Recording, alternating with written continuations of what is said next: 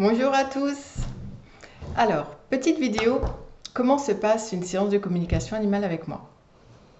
En fait, au travers notamment de vos feedbacks, j'ai pu remarquer qu'il y avait bien des différences au niveau de la manière dont se déroule une communication animale et que, en fait, chaque interprète ne fonctionne pas forcément de la même manière.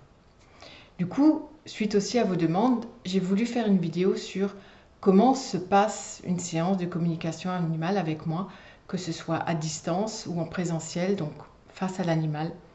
Et j'espère justement pouvoir apporter un peu plus de clarté sur ce sujet. Alors pour moi, et cela est aussi lié à mon expérience, une communication animale se déroule en 4 phases qui sont souvent, j'ai envie de dire, entremêlées. La première, c'est ce temps d'écoute que l'on donne à l'animal, qui est important puisqu'il pourra s'exprimer librement. C'est aussi important car justement ses préoccupations ne sont pas forcément les nôtres. Et ce que j'observe bien souvent dans cette première phase, c'est que l'animal nous parle de ce qu'il vit, de ce qui est important pour lui, et notamment de la relation avec son gardien, et de tout l'amour qu'il lui porte, en évoquant des choses splendides, très belles, mais aussi des fois en évoquant des choses pas forcément faciles à entendre, mais qui sont nécessaires pour grandir. Et de toute façon, si cela est exprimé lors d'une communication animale, c'est aussi que la personne est prête à entendre. Et c'est souvent libérateur. Les gardiens, ils sont souvent bluffés de la connaissance qu'ont leur animal d'eux.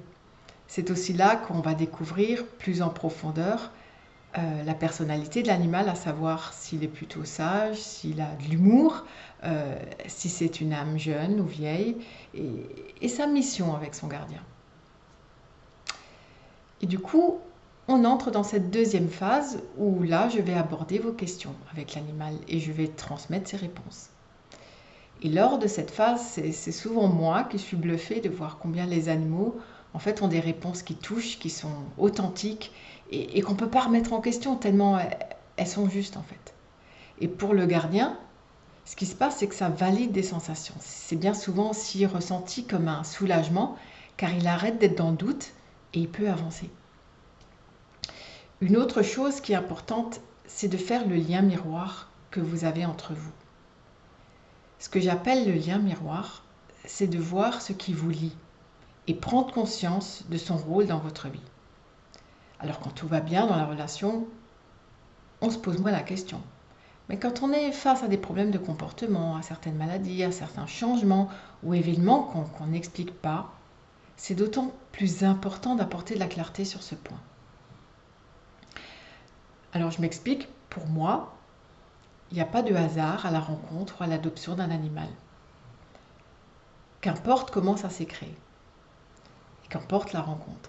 Un lien s'établit plus ou moins fort, plus ou moins compréhensible et fluide entre vous, et les difficultés ou les incompréhensions auxquelles vous faites face à ses côtés vous renvoient forcément à des événements ou des éléments de votre propre histoire. Ça peut être conscient ou inconscient. Par inconscient, il y a aussi tout le registre d'un point de vue transgénérationnel ou faisant partie de vos vies antérieures. Mais dans tous les cas, ça fait également partie de votre histoire. Et c'est aussi ce que je vais rechercher pour déjà dans un premier temps en prendre conscience, à voir si cela est nécessaire d'aller plus en profondeur et auquel cas on peut bien souvent travailler en séance de kinésion. Alors, je sais et je reconnais que de concevoir les choses sous cet angle peut être déroutant. Et pour ma part, ce sont les animaux qui m'ont guidée, qui m'ont fait comprendre très vite qu'on ne peut pas aider l'un sans l'autre. Qu'on ne peut pas dire c'est à lui que c'est arrivé, c'est lui qui a un problème, cela le concerne uniquement lui. Eh bien non, c'est faux que de considérer les choses sous cet angle. D'ailleurs, tant que l'on n'a pas compris cela, les choses se répéteront ou peut-être changeront d'angle, mais on sera amené à revivre les mêmes sensations. Au contraire, si nous acceptons de concevoir cet état de fait, on découvrira une relation d'un autre angle et que les animaux apportent de véritables enseignements de vie, qu'au fond, ils cherchent juste à nous guider, à nous relier à notre authenticité, à nos réelles priorités, mais relier à notre cœur et pas à notre mental. Euh, Ce qu'il faut aussi savoir par rapport à cette phase de lien miroir, c'est qu'elle demande une bonne dose de sensibilité, car il existe vraiment beaucoup de nuances. Bien entendu, l'animal a aussi sa propre histoire, et on ne peut pas faire de généralité. Des fois, la problématique rencontrée nous lie à l'animal à 1%, mais dans d'autres cas, ça peut être 99%. Mais si cela sort lors d'une communication animale, c'est que c'est à prendre en considération. Alors oui, bien souvent aussi, une communication animale peut être suffisante pour aider à résoudre certaines problématiques rencontrées. Si l'animal se sent entendu, je précise avec le cœur, que son gardien fasse le ou les prises de conscience qu'il a à faire, la communication animale peut suffire effectivement à faire changer les choses. Cependant, ce n'est pas forcément une généralité. Chaque animal est différent, chaque gardien l'est également, tout comme la problématique abordée. Alors, c'est à ce moment-là que justement la dernière phase est importante. Et cette dernière phase est celle du bilan émotionnel, physique, énergétique que je fais de votre animal. Alors cette phase va un peu plus loin ou au-delà de la communication animale, puisque en fait c'est toute mon expertise de plus de 15 ans en tant que thérapeute que je mets au profit de la communication animale. Et mon approche lors de cette dernière phase me permet justement de pouvoir interroger l'animal sur différents plans, au niveau de son corps, de sa conscience, mais aussi de son âme, et de savoir comment l'aider en termes de soins, en termes d'accompagnement ou d'outils thérapeutiques, et cela même s'il n'en a jamais fait l'expérience. S'il demande de l'aide, cela permettra de pouvoir répondre au mieux à ses besoins pour retrouver plus d'équilibre et d'harmonie. C'est à ce moment-là aussi que l'on peut mettre une sorte de protocole en place pour vous donner, par exemple, pour vous donner un exemple. Ce qui peut ressortir après une communication animale, c'est que l'animal a besoin de voir un comportementaliste en combinaison avec une certaine fleur de bac ou une composition d'huile essentielle personnalisée et magnétisée spécifiquement pour l'animal. Par exemple, pour un cheval, ça a permis de savoir que la balnéothérapie serait plus profitable que des séances de laser, ou que l'argile serait mieux que les huiles essentielles, par exemple, ou une combinaison des deux.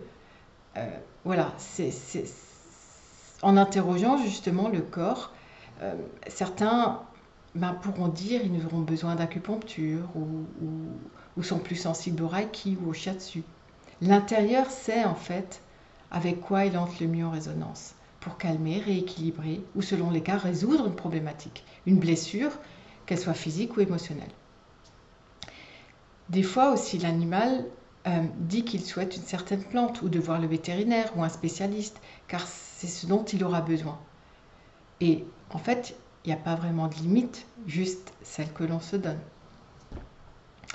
Et des fois aussi, je ne le cache pas, l'animal m'indique que son gardien a besoin également de soutien, en termes d'outils, de séances ou d'accompagnement. Mais c'est assez rigolo car bien souvent le gardien me dit « Ouais, je le savais ». Voilà. Alors voilà comment je déroule moi une séance de communication animale avec ces 4 étapes, le temps d'écoute, vos questions et le lien miroir, le bilan avec les outils thérapeutiques à mettre en place pouvant aider l'animal et son gardien. Pour ma part, encore une fois, je ne peux pas considérer l'animal sans son gardien et vice-versa, car les deux sont liés. Et comme un couple, il y a beaucoup d'échanges visibles et invisibles entre les deux, et que c'est mon rôle, dans la mesure où l'animal me donne les éléments, de mettre en lumière ces deux aspects. Et au-delà d'une meilleure compréhension, une communication animale permet de cheminer mieux ensemble, en conscience, et d'une manière aussi bien plus authentique avec l'animal, mais aussi avec soi-même, et même la vie en général.